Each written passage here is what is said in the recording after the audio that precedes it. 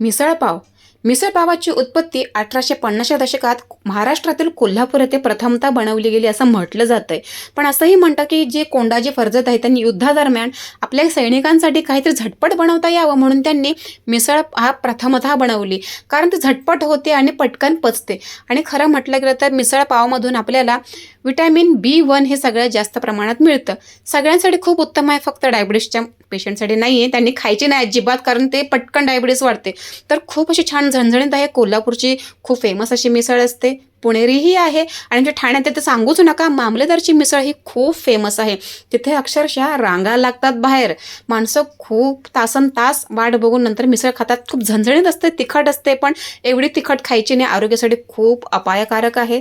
तर आम्हीही बनवलेली आहे घरात आज मिसळ. कारण बाहेरून खायची आणि घरात खाण्यामध्ये खूप फरक आहे. बाहेर जाणार खूप पैसे, घरामध्ये ॲडजस्ट होतं. तर तुम्ही खा, मस्त खा आणि मजेत राहा.